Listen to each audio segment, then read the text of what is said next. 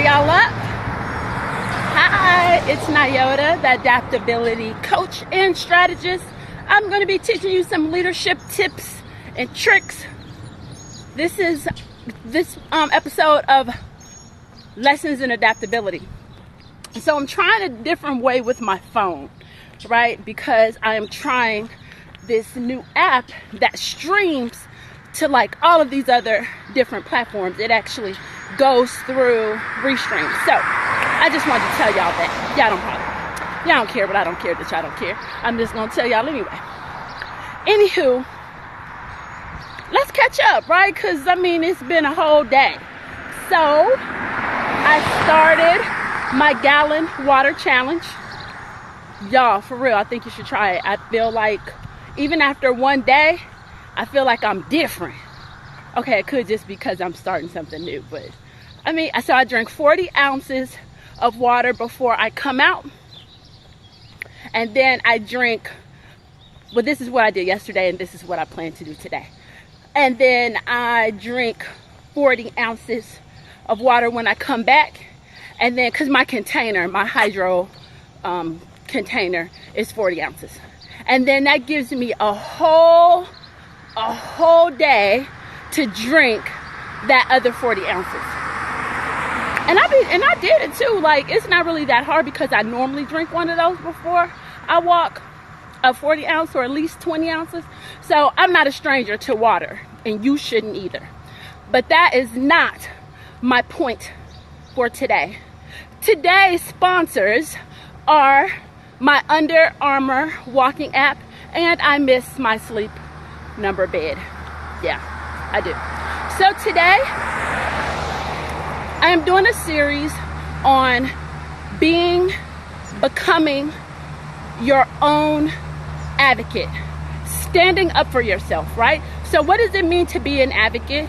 It's when you publicly support a policy or laws or a movement, right? So be your own policy, be your own procedure, be your own movement. Stand up for yourself. What does that look like? When someone overcharges you for something, you don't just let it go. I don't care if it's a nickel, it's your nickel. Tell them that you were overcharged. What does that look like? When your mom says some stuff sideways out of her mouth, you're not disrespectful, but you just let her know that you didn't like it. You don't appreciate it. That goes for your family members, for your friends. That means having the best version. If you're a business owner or looking to be an aspiring business owner, this looks better. It looks like having a good website or business cards, or you're looking for a job, you have the best version of your resume. If you were in the military, your resume just isn't a regurgitation of your evaluation forms. It's not a copy of your OER or your INSO-ER just translated into your resume. But we don't know that when we get out, right? You don't know that when you're just an ACAP. It also looks like a good LinkedIn page. How are you showing up? And that's what it means to be your own advocate. It means to show up in the best possible way that you can. So today's lesson in adaptability, we're going to talk about entrepreneurship. And I know this is weird. It could be weird if you're not an entrepreneur. But hear me out on this. When I retired from the military, I can't believe it's like been 5 years now. Right, I got out in December of 2015. The 31st of December of 2015 was my last active duty day. So when 2016 popped off, I was a regular civilian. So anywho, but when I got out, I struggled like many people. I mean, I'd been in 22 years. I mean, my God, it's like my entire youth, right? But the thing is, so I really struggled, but I always have been interested in, and still am, interested in real estate. So I had been reading and learning about real estate the whole time I was in the military, but I never did anything about it. Like I never I never, bought a property. I never flipped a property. I never wholesaled anything. Now I had a townhouse, and so I had, rented it out, and, I had a rental property. But as far as to like intentionally having, a flip or, doing this for a whole money making strategy, I hadn't done it yet. So I was like, you know what? I'm doing it. I'm getting into it, and I needed something, right? I needed something because I was missing a big part of structure. I was missing a big part of community, missing a part of being around people. I was just missing a really big part of my life when I left the military. So I was looking for something to fill that space. So I decided that I'm going to start doing wholesaling. Why? It's the easiest to do. It's the lowest, barrier, in the market. You don't really need any money or anything. And I had already taken some classes and stuff before. So I was like, you know what? I'm doing it. I'm going to start calling people. I'm going to put some stuff on Craigslist. But this is what happens. So I started meeting people at houses. I started having conversations with people about what they wanted, about their intentions for their house, what they wanted to do, why they were selling it, how did they need me to help them, asking them questions. But it wasn't about me. This is pretty right here, right? It wasn't about me blowing them up with a whole bunch of questions though, right? It was about me listening. And so, give me a second, I'm gonna tie this all together. So when I stepped into entrepreneurship, I was forced to step outside of the person who I thought I was. I was forced to step outside of being, Captain Gordon. I had been in the military all this time. I was enlisted. I was all of these things that I had built up and who I honestly was. But when I stepped into this space of wholesaling, it forced me, it demanded me to show up differently. It demanded that I was able to listen and learn how I could be a part of these people's solution, about not taking advantage of people, and it really forced me, it really taught me how to, it really taught me how to be a better communicator. It really taught me how to be a better problem solver and really learn how to listen in solutions. Now, while this is pretty awesome, whenever people tell me stuff, I want to fix it because I hear you giving me a to-do list. But I honed that by listening to regular people that were not in the military. Now, I already knew how to go into a meeting and come back with a task list, a to-do list. But to be able to associate that with people and being able to, one, listening in a way, thank you, listening in a way, across the street before I get hit by a car. Listening in a way that is authentic, and I know that's a word that we're like throwing around, but listening in a way that you can help. And I really learned how to talk and listen to people through entrepreneurship. And it didn't just help the people I was trying to help them wholesale their houses. It didn't just help them, it helped me. When you step into entrepreneurship,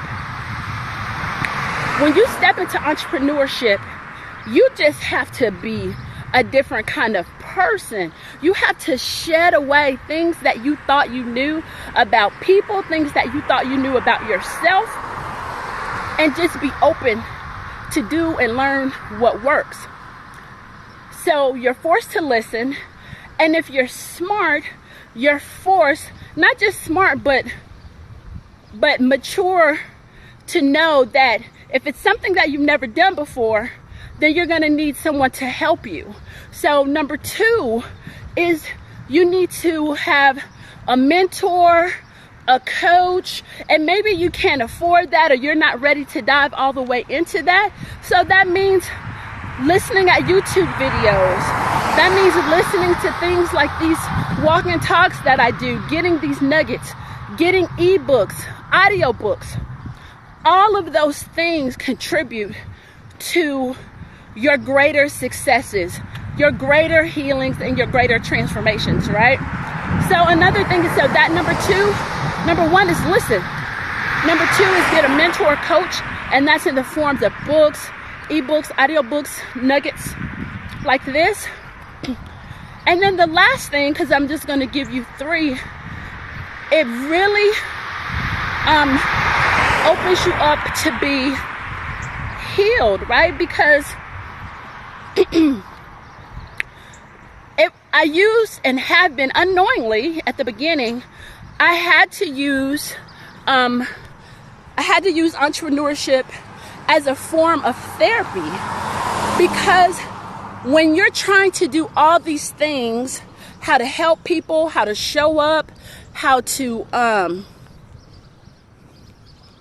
try to show up, trying to do all of these things, and now you're listening, you're setting goals, you're doing all of these things that are making you better.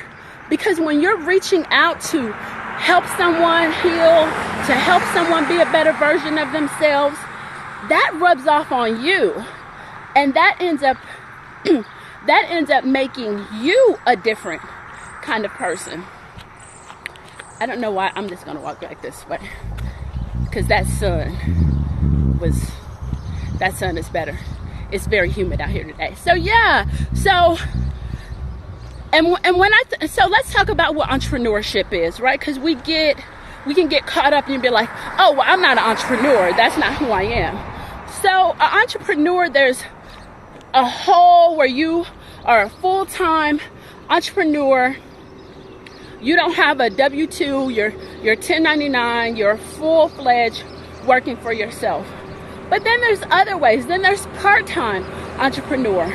So that could be you're already retired, you already have income coming in from some other way, and you don't necessarily need or want to do entrepreneurship or something that you love as a full 9 to 5, but you love it. You love helping people. You love coaching. You love helping people develop their websites. You love being a project manager. You love being an operational manager. You want to do this in spaces for the government, but you only want to do these things part-time. That's still an entrepreneur. But then there's parts where you can be an entrepreneur in small, little, teeny, tiny little doses, right? And those are micro entrepreneurs. And that could be something like you have a B&B, you do B&Bs. Now this example may not be all that relevant right now, depending on where you live. But if you have an Airbnb, right, that is still entrepreneurship. You may be saying that that's a side hustle, having a side hustle, but that micro entrepreneurship, right? And so that too is also entrepreneurship. It could be that you have a rental house, or you rent out, the mother-in-law flat that's in the back of your house, or your pool house. That is entrepreneurship, right? So, and there's also all these small ways you help people with their resumes, but you just do that in a small way. So that's micro entrepreneurship. But then there's entrepreneurship.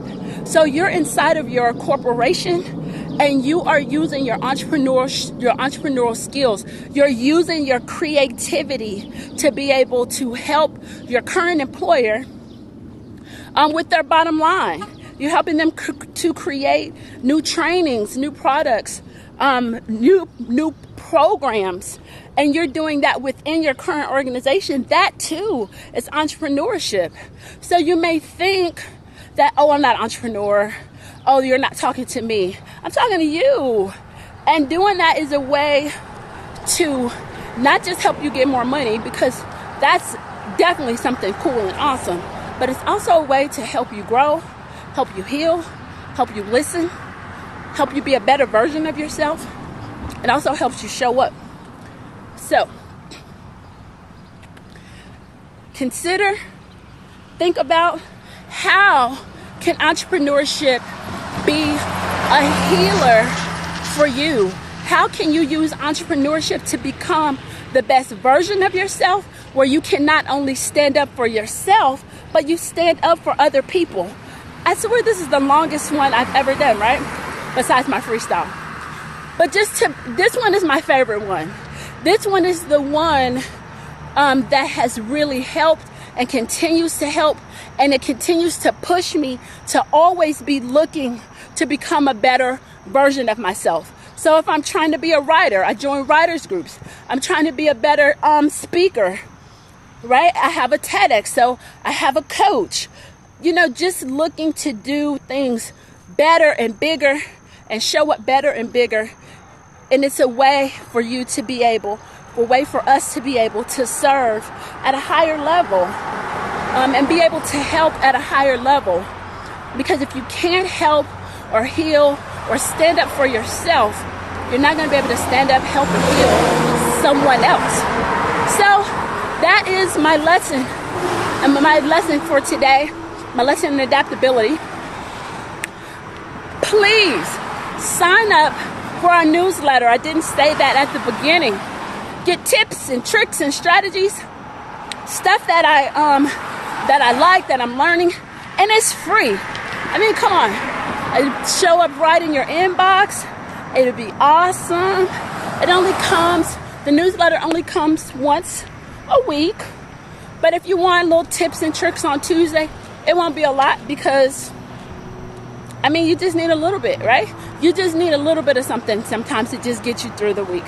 So I appreciate you. Have a great day. This is our day's lesson in adaptability. Sign up for the newsletter. Be amazing.